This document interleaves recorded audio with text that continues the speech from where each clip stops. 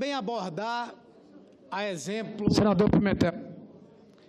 A exemplo de vários companheiros do nosso partido, o episódio acontecido no período de recesso desse Congresso Nacional, que foi o julgamento e condenação do ex-presidente Lula no Tribunal Regional Federal da 4ª Região, a partir de recurso à decisão do juiz Sérgio Moro.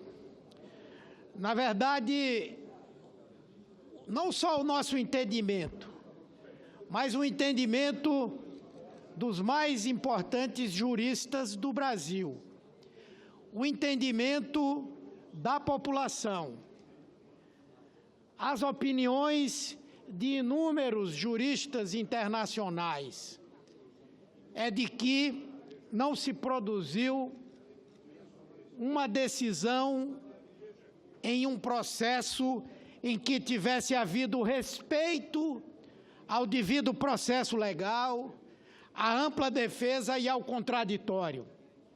No TRF da 4ª Região, além de algumas coisas, como já foi dito aqui, estranhas, como todos determinarem a mesma pena para o presidente Lula, o que é algo, até pelas estatísticas do próprio TRF4, algo incomum, o fato também de a pena ter sido tão caprichosa que foi acrescida de 1 mês para que não houvesse possibilidade de prescrição.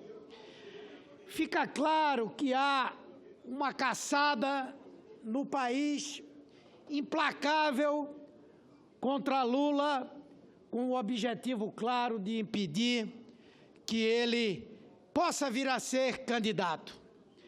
Na verdade, o que alguns setores do Poder Judiciário, aliados à grande mídia, à oposição, a setores também do Ministério Público, e aqui eu estou deixando claro que me refiro a setores do Ministério Público, setores do Judiciário e da Polícia Federal, não são todas as corporações, têm esse pacto de impedir que Lula volte a ser candidato para que ele possa tirar o país desse buraco em que nós estamos mergulhados desde que aconteceu o golpe parlamentar de 2016.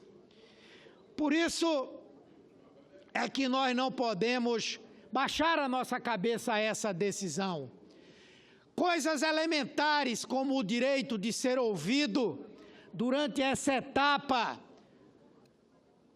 no julgamento do recurso foram negados ao presidente Lula.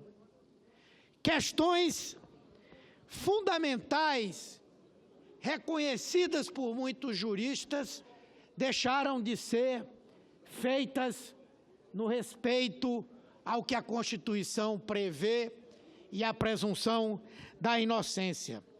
Por isso é que nós não podemos aceitar essa decisão. Naturalmente que acatar, cumprir essa decisão vai acontecer, mas isso não significa respeitar nem concordar com essa decisão, porque ela é injusta, ela é ilegal, e é por isso que nós temos falado no princípio da desobediência civil. Na verdade, é uma sentença injusta, que vem pelas mãos e consciências de homens que, devendo agir como juízes, fizeram parte de uma perseguição política, tentando caçar o voto de milhões de brasileiros, que inclusive já deixaram claro nas diversas pesquisas de opinião de que tendem a votar em branco, a votar nulo, caso Lula não seja candidato. Isso significa fazer com que qualquer que seja o próximo presidente não tenha a legitimidade necessária para que possamos sair, sob a sua liderança, dessa situação crítica. Na verdade, senhor presidente, senhoras senadoras, senhores senadores, esse governo que aí está, todos sabemos que ele é incompetente, que ele é mal intencionado, mas o principal problema que esse governo tem é o da carência da legitimidade, é o da sua ilegitimidade. E um presidente da República ou uma presidente da República que venha a ser eleito ou eleita num processo em que a maior liderança popular do país está proibida de participar porque foi condenado com base em convicções por um crime que não aconteceu e que ele não cometeu, é de fato algo inaceitável. Por isso, senhor presidente, nós não vamos nos calar e vamos fazer a defesa do presidente Lula em 3 importantes frentes. A primeira, a judicial.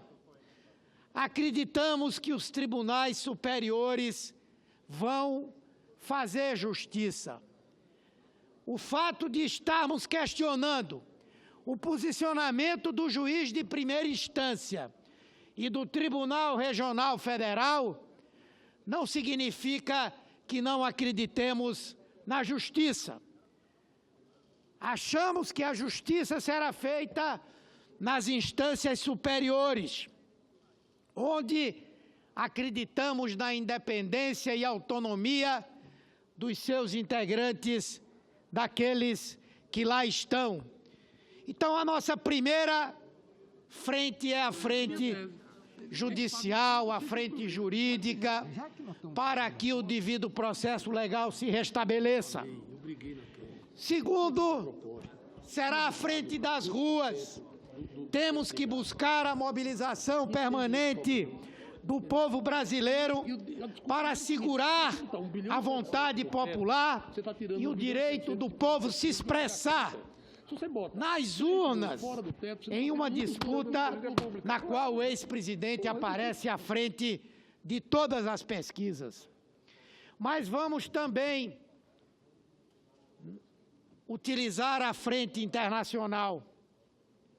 Vamos denunciar em todos os foros do mundo a caçada política promovida contra Lula, a ruptura da ordem democrática no Brasil, provocada por um processo absolutamente viciado, e por um processo que não terá a participação do maior líder político do país.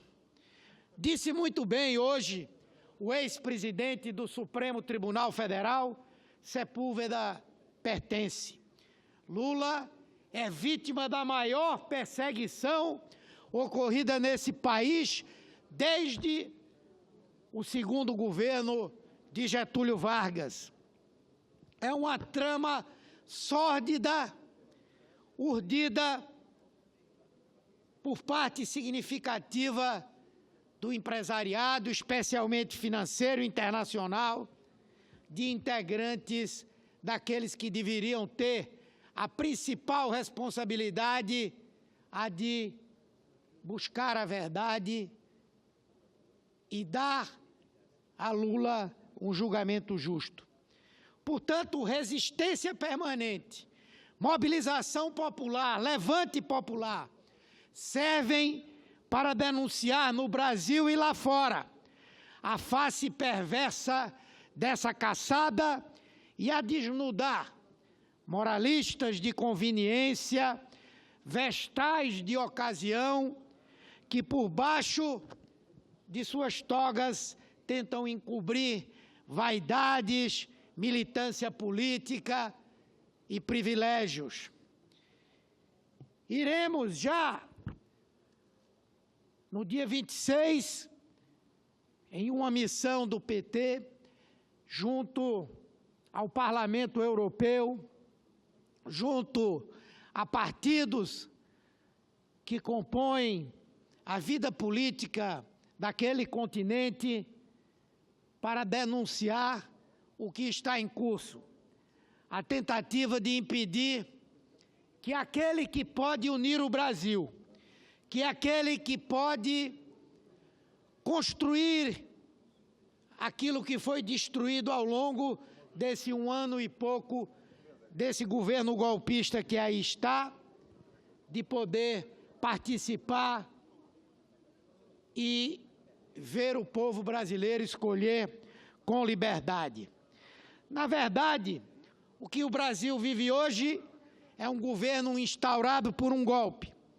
Um governo que estrangula o país, que afunda o Brasil, que acaba com a saúde e a educação, que é incompetente no combate à criminalidade, que estoura o preço dos combustíveis, aumenta o gás de cozinha, reduz o salário mínimo e acaba com políticas sociais importantes.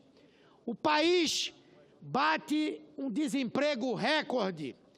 A escravidão é reinstaurada e o Ministério do Trabalho fica sem o titular, porque a pessoa indicada é condenada por descumprir a legislação trabalhista. Vejam que contrassenso. E é um governo tão frágil que é capaz de passar meses sem ter um ministro do Trabalho, porque não tem coragem política, força política de dizer ao presidente do PTB que não vai nomear sua filha para ser ministra do Trabalho. Veja que governo pífio, que governo sem a mínima condição de exercer a sua autoridade política. Então, o que se passa é isso. O líder mais popular do país é perseguido pela justiça, enquanto o sujeito mais detestado e enlameado é presidente da República. Enquanto Temer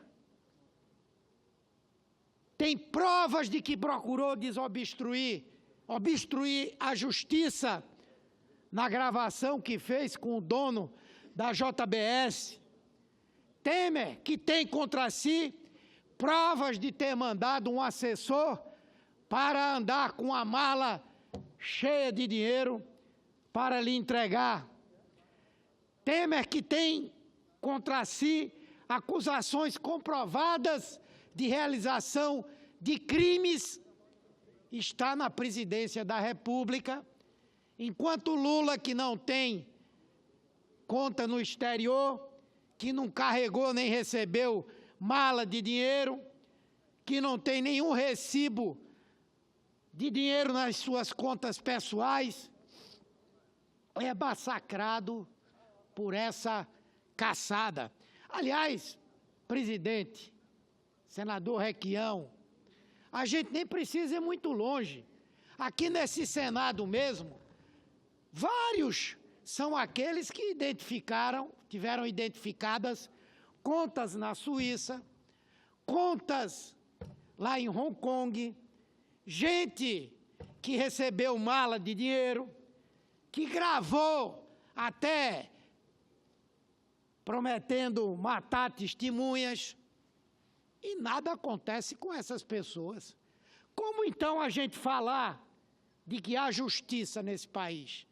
De que está sendo feita a justiça em relação ao presidente Lula, senhor presidente? É lamentável que nós tenhamos chegado a esse ponto, onde um jogo descarado dessas elites que não têm um projeto para o Brasil, elites que preferem ser sócios minoritários do capital internacional a construir um projeto para o nosso país, um projeto de inclusão, um projeto que seja capaz de fazer com que o Brasil recupere a sua autoestima, como teve até pouco tempo. E aí essas elites se lançam nesse jogo descarado para impedir que Lula volte a governar, em um absoluto desrespeito e violenta agressão à vontade soberana do povo. 3 homens que estão caçando o voto de milhões e milhões de brasileiros, agredindo a vontade soberana da população. No entanto, nós, senhor presidente, acreditamos piamente de que os tribunais superiores haverão de restabelecer no Brasil o legado da lei, a justiça, a garantia daquilo que a Constituição prevê. E, portanto, de que o presidente Lula não somente venha a ser inocentado, como também que ele possa disputar as eleições. Se esse projeto que está aí é tão bom, se é isso que é bom para o Brasil, por que é que esse pessoal, ao invés de tentar ganhar no tapetão, ao invés de tentar criminalizar Lula e a política, por que é que esse pessoal não se apresenta para disputar as eleições? Michel Temer, seja candidato. Alckmin, seja candidato. Qualquer um deles seja candidato e dispute o voto popular.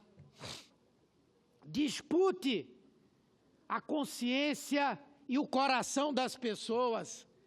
Mostrem um projeto para o Brasil diferente disso que estão fazendo, que é apenas entregar o país à sanha do capital financeiro internacional.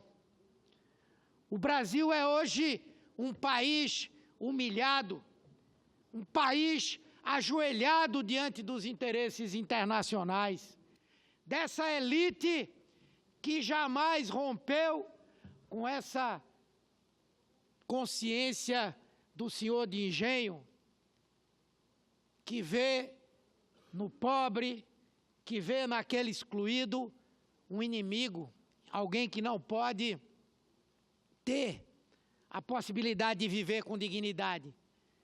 Vivem por aí, vão aos Estados Unidos, vão à Europa, lá eles dizem: ah, que maravilha esses países aqui, que coisa, que povo educado, tudo limpo, tudo funciona, o transporte funciona.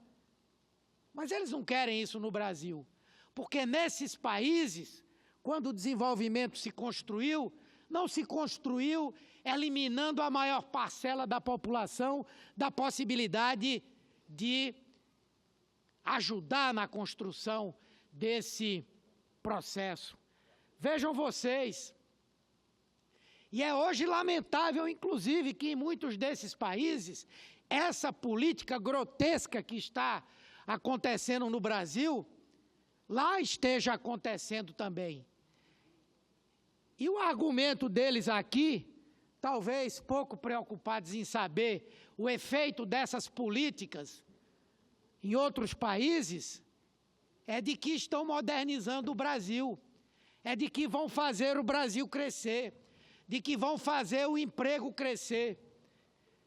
Recentemente, na própria Espanha, o primeiro-ministro se jactava de que tinha havido um crescimento do emprego na Espanha a partir da reforma trabalhista que foi feita lá e que tem pontos semelhantes à reforma trabalhista no Brasil. Só que ele não dizia, mas a imprensa dizia, e a oposição dizia, que 80% desses empregos eram empregos temporários. Eram pessoas que tinham anteriormente a garantia de direitos mínimos e que passaram a deixar de ter. É o chamado primeiro emprego que tem lá, de jovens que podem trabalhar até 4 anos sem estabelecer um vínculo definitivo com uma empresa, ganhando menos do que aquilo que é o piso da sua própria categoria. Como é que nós vamos criar no Brasil uma sociedade nos padrões dessas outras sociedades, com esse nível de exclusão que aí está, com esse nível de ódio que se instalou nessa sociedade contra o mínimo que a população teve direito, que foi, nos governos de Dilma e Lula, poderem almejar ter uma educação melhor, uma saúde melhor, um emprego melhor, o mínimo de acesso a bens de consumo. E, portanto, é por isso que eles não querem que Lula volte. Não é porque eles foram prejudicados durante o governo Lula, não. Pelo contrário, no governo Lula, muitos empresários, especialmente industriais, tiveram a oportunidade de ganhar muito mais, de crescer muito mais, mas não foram só eles que cresceram. Isso é o que acontece hoje no Brasil, quando se quer crescer, não pelo trabalho, não pelo investimento, não pela ação produtiva, mas se busca tão somente permitir uma acumulação maior, fazer com que no Brasil todo mundo queira ser rentista e, ao mesmo tempo, destruir o Estado brasileiro. Pois bem, senhor presidente, nós aqui viemos, juntamente com outros companheiros, para trazer ao Brasil essa palavra de que nós vamos continuar lutando para que não transforme, como eles têm transformado o Brasil, numa republiqueta de bananas, consigam destruir o que resta da democracia no nosso país e destruir principalmente o Estado brasileiro, a nossa soberania e a nossa democracia. Muito obrigado, senhor presidente.